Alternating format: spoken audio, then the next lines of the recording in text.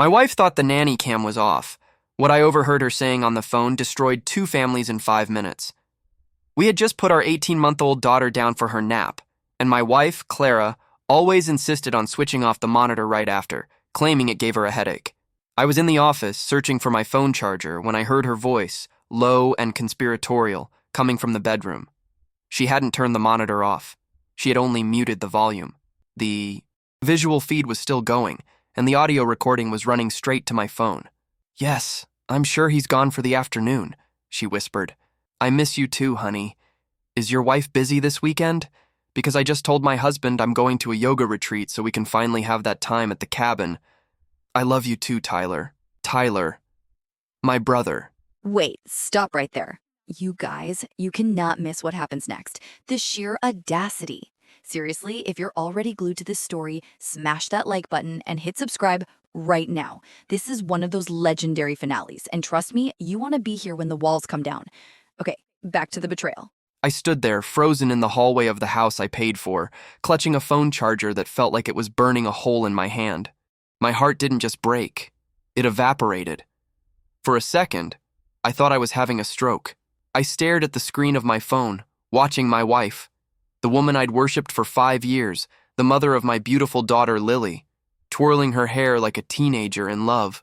But she wasn't talking to a stranger.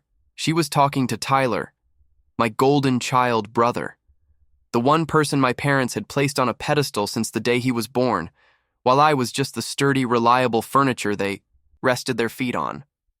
I didn't storm into the bedroom. I didn't scream. Years of being the family scapegoat had taught me one thing. Reacting emotionally only gave them ammunition to call me unstable or jealous. Instead, I quietly walked back to my office, locked the door, and put my headphones on. I listened for 20 agonizing minutes as my wife and my brother planned a weekend getaway at my family's lake house, the one I bought, the one I paid the property taxes on, the one Tyler used whenever he wanted because he needs to unwind, Jason, don't be so selfish, according to my mother. They laughed about me. That was the part that turned my sadness into cold, hard rage. Tyler joked about how I was working myself to death to pay for the lifestyle they were enjoying. Clara giggled and said, "At least he's good for the bills, even if he is boring in bed." They mocked my long hours. They mocked the fact that I was currently funding Tyler's third failed startup attempt. And then, the dagger. The absolute nuclear bomb that shattered whatever humanity I had left. Tyler asked, "Does he suspect anything about Lily?" And Clara replied, "Of course not. He thinks she has his eyes. It's pathetic, really. But as long as the check's clear, he can play daddy all he wants." I took the headphones off. I sat in silence. The room was spinning, but my mind was crystal clear. In 5 minutes, I had lost my wife, my brother, and the biological paternity of the child I loved more than life itself. But I wasn't going to just leave. Oh no. I was going to burn their entire world down, and I was going to do it with the same precision I used to build my company. To understand why this cuts so deep, you have to understand the dynamic in my family. I'm Jason, the oldest, the responsible one, the one who started mowing lawns at 12, worked through college, built a logistics company from the ground up, and currently funded my parents' retirement. Then there's Tyler. 3 years younger, charming, handsome, and utterly useless. Tyler was the creative one. He was the visionary. My parents, Linda and Robert, excused everything he did. When he crashed his car, I paid for it. When he got a day, I paid the lawyer. When he knocked up a girl in college, I paid for the settlement.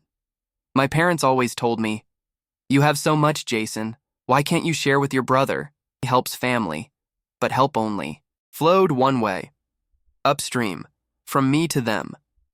I married Clara thinking I was finally starting my own unit, separating from their toxicity. She was sweet, attentive, and seemed to understand my need for peace, or so I thought.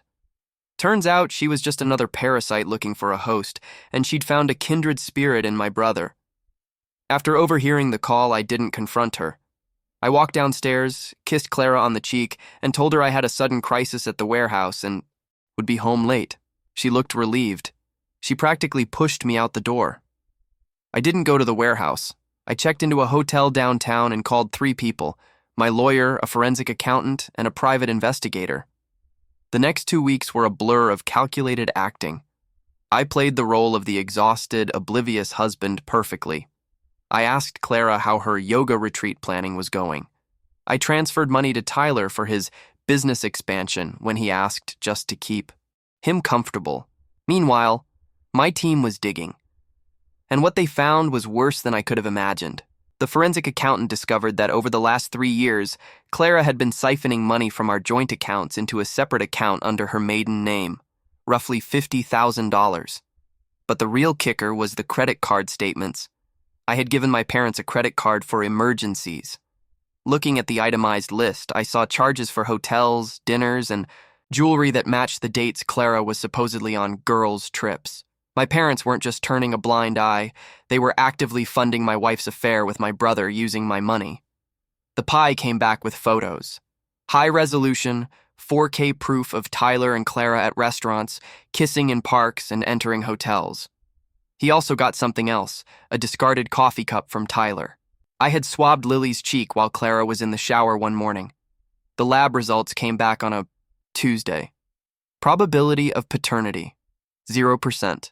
Tyler was her father. I remember staring at that piece of paper in my office, feeling a grief so heavy I couldn't breathe. I loved Lily. I changed her diapers. I walked the floor with her when she had colic. I read her stories every night.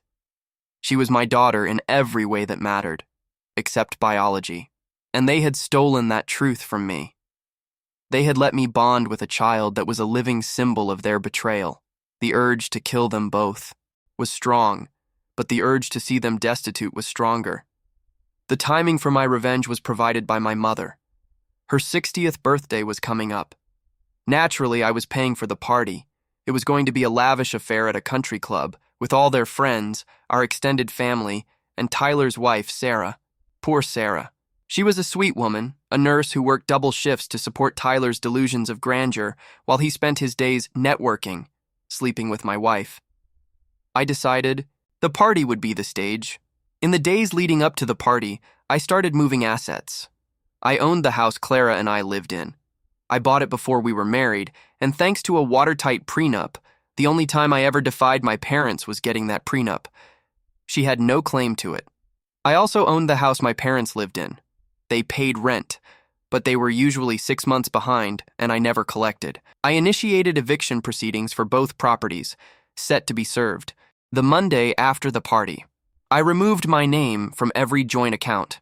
I canceled the credit cards held by my parents and Clara. I spoke to my business partners and ensured that any consulting roles Tyler had with my company were terminated effective immediately. Then, the night of the party arrived. The country club was beautiful, flowers everywhere, an open bar, a jazz band. My mother was in her element, wearing a dress I paid for, holding court with her friends, bragging about her boys. She hugged Tyler and whispered loudly about how proud she was of his new venture. She hugged me and asked if I'd remembered to write the check for the caterer. Clara was there, looking stunning in a red dress, playing the role of the doting daughter-in-law. Tyler was holding court at the bar, looking smug. Sarah was running around making sure my mom had everything she needed. Seeing Sarah serving the people who were destroying her life made me sick. I pulled her aside before dinner. "Sarah," I said, my voice steady, "whatever happens tonight, know that I've got your back. I set up an account for you. Check your email later." She looked confused. "Jason? What are you talking about? Is everything okay? Just promise me you'll check your email," I said. Dinner was served. Speeches began. My dad gave a toast about family unity and legacy. Tyler gave a speech about how inspiring our mother was. Then it was my turn. I walked to the microphone. The room went quiet. I looked at Clara, who smiled encouragingly. I looked at my parents, who looked impatient, probably waiting for me to announce a surprise gift like a cruise or a new car. I looked at Tyler, who was texting under the table. "Thank you all for coming," I started. "Mom, you always taught us that family is everything, that we should share everything, that we should support each other no matter what. I've taken that to heart." I signaled the AV guy. I had paid him an extra $500 to lock the doors to the AV booth and not stop the video no matter who screamed. I wanted to share a special tribute to the honesty and love in this family. The lights dimmed. The projector screen descended, Everyone expected a montage of baby photos. Instead, the audio from the nanny cam started playing. Clara's voice, crystal clear, filled the ballroom. "Is your wife busy this weekend? Because I just told my husband I'm going to a yoga retreat." The room froze. The air was sucked out of the space. Clara dropped her wine glass. It shattered, but the sound was swallowed by the recording. The video cut to the photos. Tyler and Clara kissing. Tyler's hand on her leg under a table. Then, the bank statements. Highlighted lines showing my parents' credit card paying for their hotel rooms. A text thread between my mother and Tyler where Mom wrote, "Jason is suspicious about the money. Be careful. Maybe ask him for a loan for the business. Instead, so you can cover your tracks." My mother let out a sound that was half shriek, half gasp. "Turn it off! Jason, stop this now!" I didn't stop. The final slide came up. A simple PDF document. The DNA test results. Subject, Lily. Probability of paternity regarding Jason, 0%. Probability of paternity regarding Tyler, 99.9%. The silence that followed was heavy, violent. Sarah stood up slowly. She looked at Tyler, then at Clara. She didn't scream. She just walked over to Tyler, picked up a pitcher of ice water from the table, and poured the entire thing over his head. Then she turned to me, nodded, and walked out of the room. Chaos erupted. My father was purple, screaming at me. "How dare you! Public humiliation! This is a private matter! Private?" I laughed into the mic. "You used my money to fund their affair. You knew my daughter wasn't mine, and you let me raise her while mocking me behind my back. You wanted a show? You got one." Clara was sobbing, trying to grab my arm. "Jason, please, let me explain. It was a mistake. We were going to stop." I pulled my arm away like she was radioactive. "You have 24 hours to get out of my house. The locks are already being changed. Your belongings will be in the driveway." Tyler was wiping water off his face, trying to look tough. "You think you're big, man, Jason? You're pathetic. You always were. That's why she came to me." "Maybe," I said, stepping off the stage and looking him in the eye. "But I'm a rich, pathetic man. And you? As of tomorrow, you're homeless, jobless, and I'm suing you for the return of every investment I ever made in your fake companies. I'm calling the IRS to tip them off about your tax evasion on those gifts. You're done, Tyler." I dropped the mic. Cliché, I know, but God, it felt good. And walked out. My mother was wailing, clutching her pearls, crying about her reputation. Friends and extended family were staring at them with open disgust. The golden child's shine had finally rubbed off, revealing the rot underneath. The fallout was swift and brutal. Clara tried to fight the eviction, but the prenup held. She ended up moving into a cheap apartment with Tyler. That lasted about 3 weeks. Turns out, without my money funding their lifestyle, their passion fizzled out fast. Tyler, used to the best of everything, couldn't handle a cramped apartment and a crying toddler he had zero interest in raising. Yes, I fought for Lily. Not for custody. I legally couldn't, and honestly, looking at her broke me every time, but I fought to ensure Tyler was on the hook for child support. I made sure the court knew exactly what his earning potential was, forcing him to actually get a job. He's currently working at a car wash. My parents were the hardest part. They bombarded me with calls, letters, flying monkeys, relatives telling me I was cruel for evicting my elderly parents. I didn't care. I sold the house they lived in. They had to downsize to a 1-bedroom rental in a bad part of town. My dad had to go back to work as a greeter at a Walmart to make ends meet, because I wasn't topping up their pension anymore. Sarah filed for divorce from Tyler. I helped pay for her lawyer. She's a good person who got caught in the crossfire. We actually grab coffee now and then. She's dating a pediatrician now, someone who actually respects her.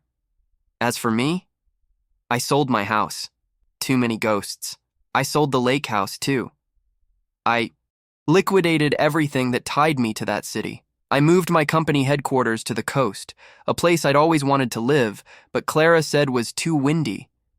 I've been in therapy for a year. It's hard.